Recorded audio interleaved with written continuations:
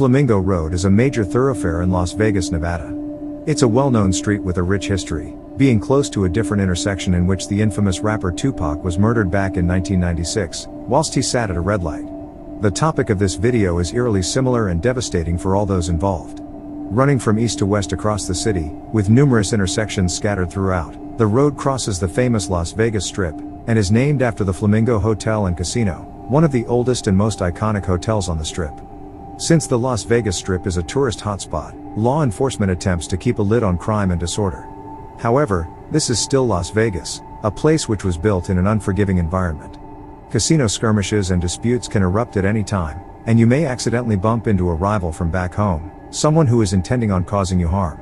Inevitably, fist fights lead to shootings, which result in outright carnage, as was the case in the early morning hours of February 21, 2013. A leased dark gray Maserati pulled up to a red light. The driver and his passenger had been exchanging heated words with a man in a Range Rover, but were both unaware of the chaos that was about to ensue. The driver of the Maserati was 27-year-old rapper Kenneth Cherry Jr., better known as Kenny Clutch, a man hailing from Oakland, California. In his rap videos, he flexed a $120,000 Maserati, and this standout ride was definitely iconic, with similar vehicles being shown in his rap videos. Clutch waited for the light to turn green, and words continued to be exchanged with the Range Rover SUV. It had tinted windows and large black rims. Without warning, a single bullet was fired, striking Clutch in his chest. The Range Rover peeled off, with the gunman firing 5 more times, in 2 and 3 round bursts. The Maserati's passenger was hit in his elbow. In a desperate bid to survive, and suffering from a chest wound, Clutch had pushed the acceleration pedal and the Maserati accelerated at a fast rate of speed, eventually colliding with a taxi cab at 89 miles per hour.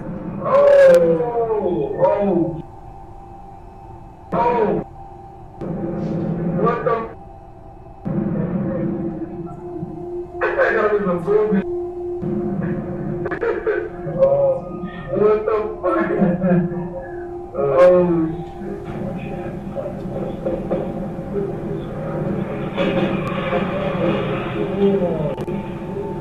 The driver, Michael Bolden, and passenger Sandra Marie Sutton-Wasmond, were both killed during the collision.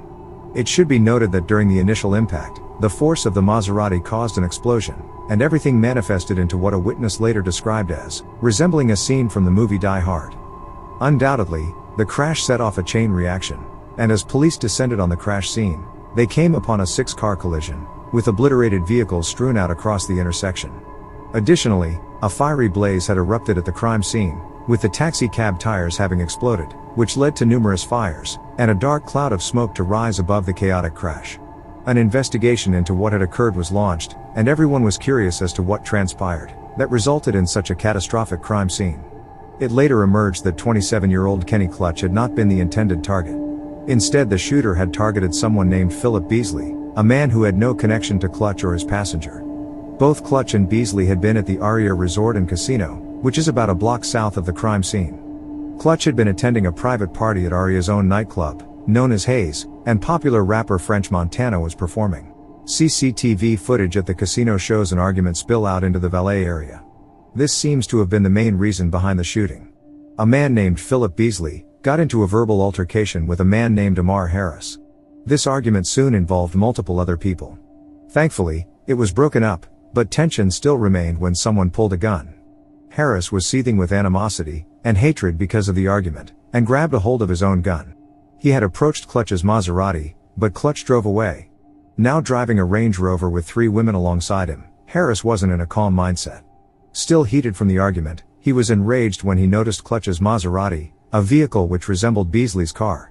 Whatever the real reason for what transpired, CCTV confirms what happened next. Harris can be seen pulling alongside Clutch, and the two exchanged words as the cars drove. Harris never threw a punch, and might have felt weak for not stepping up to a bigger man. Having been made to look weak in front of 3 women, I suppose that Harris saw Clutch and wanted to take his anger out on another black man. This would explain why he did what he did, because the pair never exchanged words up until this point. Moreover, since Clutch was driving a supercar like Beasley, I'm sure that Harris directed his negative energy toward him, looking for any excuse to start a problem. The women in Harris's car would tell him that Clutch wasn't the same guy, but Harris was persistent, ignoring them. He was eager to have it out with Clutch and his passenger. Shortly after, the rapper and father of 3 children, was shot and killed by Harris, who told his passenger to roll down her window and lean back. Now, before I get on to how the case ultimately played out, it is worth digging deeper into Kenny Clutch, the rapper behind the wheel. Despite trying his luck at the rap game, Kenny Clutch wasn't recognized within the rap scene, and many people were unfamiliar with his music. His flash ride turned eyeballs, but his rapper profession wasn't what he was known for. Instead, Kenny Clutch was known for being a pimp, or what many would refer to him as, a gentleman of leisure. He didn't have a Las Vegas criminal history. It is widely believed that Clutch had made money through pimping. He pocketed the money that his woman made selling herself. Instead of elevating her, he elevated himself, staying in a $2,900 a month condominium in Las Vegas. Contrary to popular belief, real pimps don't strike women, but Clutch's partner admits that he assaulted her many times, and she possessed the bruises to prove this. To make matters worse, his partner had even been forced to attend a court-ordered AIDS awareness course. This underlines the type of activities that she was taking part in. A warrant was signed for self-described mack, 26-year-old Ammar Harris. Like Cherry, he was also involved in the pimping game. Having located sufficient evidence for an arrest, including video surveillance and the Range Rover, Harris was now wanted for the murders of 3 people, along with 1 attempted murder, and several shooting charges. The FBI soon intervened, providing resources with the investigation into tracking Harris down. Harris would be arrested at a Studio City apartment by local police and the FBI. He was booked at a local jail before later being extradited back to the state of Nevada. Ammar Harris would be sentenced to death within the state of Nevada. Harris is now spending an eternity within a cell, until he gets executed via lethal injection. Realistically, he may never get executed because Nevada hasn't executed anyone since 2006. He is still on death row, and the families of his victims are left to suffer knowing that he is still breathing. However, families could gain some satisfaction when it was announced that Harris had been stabbed on death row, being left on life support in 2020. Somehow, he managed to recover from this and is still awaiting execution.